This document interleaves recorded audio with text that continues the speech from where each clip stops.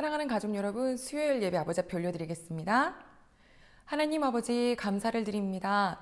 시간 하루하루 정말 최선을 다해서 살고 있는 우리 귀한 성도님들, 하나님께서 사랑하여 주시고 힘 얻게 하여 주시옵소서. 주님 말씀이 살아가는 데에도 힘을 얻게 되고 본향을 향한 마음도 가질 수 있는 그러한 시간 될 수 있도록 도와주실 것을 믿고 감사드리며 예수님의 이름으로 기도드립니다. 아멘. 죄짐 맡은 우리 구주 어찌 좋은 친구인지, 걱정 근심 무거운 짐 우리 주께 맡기세. 주께 고함 없는 고로 복을 받지 못하네. 사람들이 어찌하여 아랠 줄을 모를까. 하나님 말씀입니다. 마가복음 9장 1절로 13절 말씀 봉독해 드리겠습니다. 또 그들에게 이르시되 내가 진실로 너희에게 이르노니 여기 서 있는 사람 중에는 죽기 전에 하나님의 나라가 권능으로 임하는 것을 볼 자들도 있느니라 하시니라. 엿새 후에 예수께서 베드로와 야고보와 요한을 데리시고 따로 높은 산에 올라가셨더니 그들 앞에서 변형되사 그 옷이 광채가 되며 세상에서 빨래하는 자가 그렇게 희게 할 수 없을 만큼 매우 휘어졌더라. 이에 엘리야가 모세와 함께 그들에게 나타나 예수와 더불어 말하거늘 베드로가 예수께 고하되 라삐여, 우리가 여기 있는 것이 좋사오니 우리가 초막 셋을 짓되 하나는 주를 위하여 하나는 모세를 위하여 하나는 엘리야를 위하여 하사이다 하니, 이는 그들이 몹시 무서워함으로 그가 무슨 말을 할지 알지 못함이더라. 마침 구름이 와서 그들을 덮으며 구름 속에서 소리가 나되 이는 내 사랑하는 아들이니 너희는 그의 말을 들으라 하는지라. 문득 둘러보니 아무도 보이지 아니하고 오직 예수와 자기들 뿐이었더라. 그들이 산에서 내려올 때에 예수께서 경고하시되 인자가 죽은 자 가운데서 살아날 때까지는 본 것을 아무에게도 이르지 말라 하시니, 그들이 이 말씀을 마음에 두며 서로 문의하되 죽은 자 가운데서 살아나는 것이 무엇일까 하고, 이에 예수께 묻자와 이르되 어찌하여 서기관들이 엘리야와 먼저 와야 하리라 하나이까. 이르시되 엘리야가 과연 먼저 와서 모든 것을 회복하거니와 어찌 인자에 대하여 기록하기를 많은 고난을 받고 멸시를 당하리라 하였느냐. 그러나 내가 너희에게 이르노니 엘리야가 왔으되 기록된 바와 같이 사람들이 함부로 대우하였느니라 하시니라. 아멘. 가족 여러분, 우리 변화산 이야기 많이 들어보셨지요? 제자들이 있는데 예수님께서 3명의 제자들을 부르셔서 높은 산에 올라가셨습니다. 왜 굳이 3명이셨을까? 왜 또 굳이 베드로, 안드레, 요한이었을까? 하는 생각들을 우리 할 수 있지만 역할이 있었겠죠.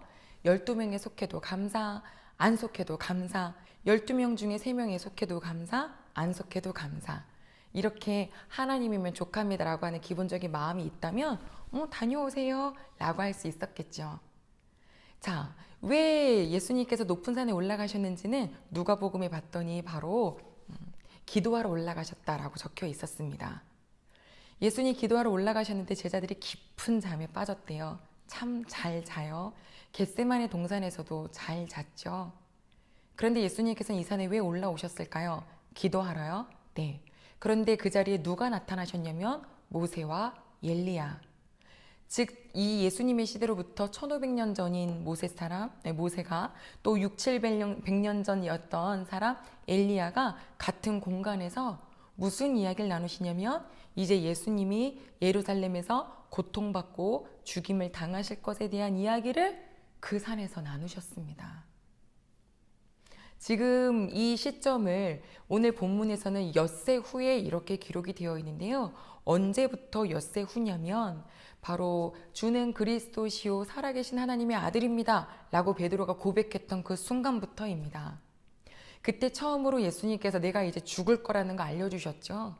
제자들은 잘 몰라서 절대 그런 일이 있을 수 없습니다 라고 말했지만 우리 예수님은 그것을 위해서 이 땅에 오셨습니다. 그리고 또 그 말씀, 그 고백을 기점으로 하여서 변화산을 기점으로 하여서 그 다음부터 역사가 굉장히 예수님에 대한 핍박이 심해집니다. 즉 겟세마네 그리고 십자가를 향한 발걸음이 가까워지시는 거죠.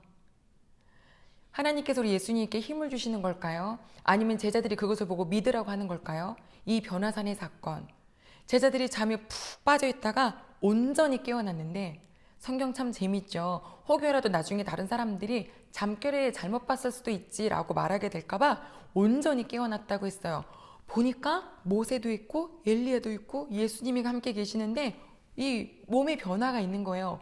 옷에 광채가 나는데 사람이 아무리 빨래를 잘 빤다 하더라도 절대 만들 수 없는 그런 빛이 나요. 너무 놀라서 베드로가 뭐라고 이야기를 하냐면 여기가 좋사오니 집 3개 만들어서 주를 위하여 하나, 엘리야를 위하여 하나, 모세를 위하여 하나 이렇게 짓고 여기 있지요라고 말을 해요. 그런데 그 이유가 뭐냐면 6절 보니까 몹시 두려웠고 무서워서 무슨 말을 하고 있는지 알지 못한대요. 우리도 이런 경험 있으시잖아요. 모임을 갖고 있는데 이 모임이 너무 불편하고 두렵고 긴장이 돼요. 그러면 나도 모르게 엉뚱한 말들을 그냥 막 무슨 뜻인지도 모르고 이렇게 막 뱉을 때가 있어요. 그리고 실수를 많이 하죠. 가족 여러분, 두려우면 말의 실수가 많아지더라고요. 두려우면 침묵을 견디지 못하더라고요. 저는 부디 우리 대흥교회 이 시간 예배드리는 모든 식구들이 침묵이 아무렇지도 않고 말을 많이 하지 않아도 되는 그 두려움이 아니라 속이 꽉 차 있는 그런 기세 등등한 하나님의 자녀가 되기를 축복합니다. 그때 집 3개 지어서 이렇게 하죠라고 할 때 구름이 하늘에서 덮이더니 음성이 들립니다. 이는 내가 사랑하는 아들이니 너희는 그의 말을 들어라. 아멘. 예수님께서 세례 요한에게 세례를 받고 나오실 때 내 사랑하는 아들이요 라고 말씀하셨죠. 우리 하나님께서 예수님에 대해서 정확하게 말씀해 주고 계세요. 이제 고난의 길을 향하여서 가셔야 되는 우리 예수님께 하나님 하시는 말씀이 뭐냐면 너는 잘못해서 벌을 받아서 너가 죄된 존재라서 고난의 길을 걸어가는 것이 아니라 내 사랑하는 아들이다 라고 말씀하셨어요. 그리고 제자들에게 뭐라 하셨냐면 그러므로 너희는 그의 말을 들어라. 아멘. 지금 이 사람들은 제자들은 예수님이 워낙에 특출나시니까 이스라엘을 로마로부터 구원해줄 정치적인 메시아로 기다리고 있었거든요. 그러니 내 마음에 꽉 찬 마음으로 예수님의 말을 걸러서 내 것만 들으라는 것이 아니라 다 내려놓고 예수님의 말을 들어라. 그분의 음성을 들어라. 우리 가족 여러분, 저와 우리 식구들이 내 마음에 내가 생각하는 하나님의 복을 내 마음대로 담아놨다가 좋은 것들만 받아서 듣는 것이 아니라 깨끗하게 비워진 상태에서 온전하신 하나님의 뜻만 잘 들을 수 있는 귀가 열리기를, 그것은 말씀이겠죠. 말씀을 잘 깨달을 수 있는 능력이 우리들에게 있기를 간절히 소망합니다. 누구의 음성을 들어야 돼요? 우리는 여호와 하나님의 음성을 들어야죠. 말씀을 들어야죠. 세상 소리 듣지 마셔요. 어느 정도는 컷할 줄 아는 지혜가 생기시기를 바랍니다. 내 속에서 나오는 말이 하나님의 말인지 내 말인지 혹은 사탄의 말인지 잘 구별하셔서 주의 음성을 잘 듣는 저희가 되기를 다시 한번 축원합니다. 베드로가 여기서 살고 싶다 그랬죠? 예수님은 내려가세요. 구름이 쫙 걷히고 그 음성이 끝나자마자 둘러보니까 다시 예수님과 자기 3명의 그 제자들밖에 없다라는 걸 깨달았어요. 그리고 내려오십니다. 일상으로 내려오시죠. 우리는 간혹 예배드리면서 은혜 받는 자리, 하나님 이 자리가 좋사오니, 지금 이 시기가 좋사오니 나 그냥 아무데나 데리고 가지 마시고 여기서 제가 평생 살겠습니다 라고 할지 모르지만 우리 하나님께서는 한 번 사는 인생, 예수님도 이 세상을 이기려고 오셨고 이기셨으니 그 이름의 권세를 가지고 너도 이 세상을 이기며 살아라 라고 하시면서 우리를 세상으로 내보내십니다. 즉 교회에서만 계시면 안 돼요. 그렇죠? 교회에서는 하나님을 더 사랑하는 법을 배우고 하나님을 어떻게 하면 더 사랑할까? 그거밖에 없지. 어떻게 잘 근사하게 예배드릴까? 아버지 뜻을 깨닫기를 원한다 하는 것에 딱 집중이 되고 나면 그 다음부터는 가정으로, 회사로, 학교로, 공동체 속으로 들어가야 합니다. 예전에는 정말로 빛이 없는 자였지만 예수 그리스도가 내 안에 계실 때는 이제는 빛된 존재, 그것도 횃불된 존재로 만들어 주실 겁니다. 사실 제자들은요, 아직까지도 지금 이게 무슨 상황인지 알 수가 없어요. 예수님께서 지금 너희가 이것을 본 것은 인자가 죽은 후에도 절대 아무에게도 말하지 말아라. 언제까지? 살아날 때까지 이랬거든요. 근데 이것도 너무 어려운 문장인 거예요. 인자가 죽었다고 살아나? 이건 또 무슨 말이지? 이렇게 말귀를 잘 못 알아듣고 영이 닫혀 있지만 우리 하나님께서는 이 제자들을 통하여서 말씀을 기록하셨잖아요. 즉, 그때 들었던 말씀이 나중에 성령 충만한 다음에 기억나게 하신다는 거예요. 혹여 우리가 가끔 예배를 드리면서 무슨 말인지 못 알아듣겠네, 무슨 뜻인지 모르겠어요 라고 한다 하시더라도요, 꼭 말씀을 잘 드시기 바랍니다.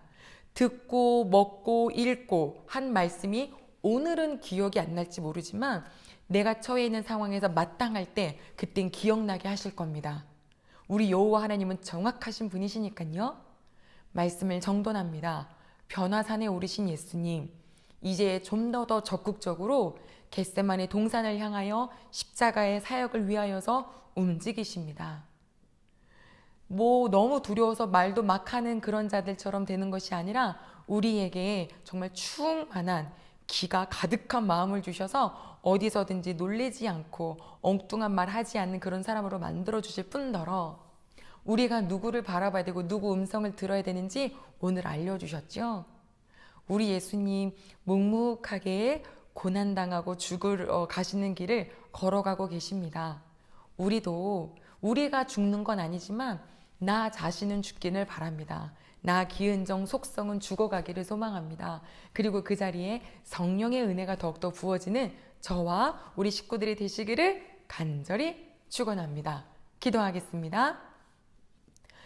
하나님 아버지 감사를 드립니다. 변화산의 사건, 이건 말로 설명할 수 없으나 직접 본 3명의 제자들은 놀라서 아무 말이나 하지요.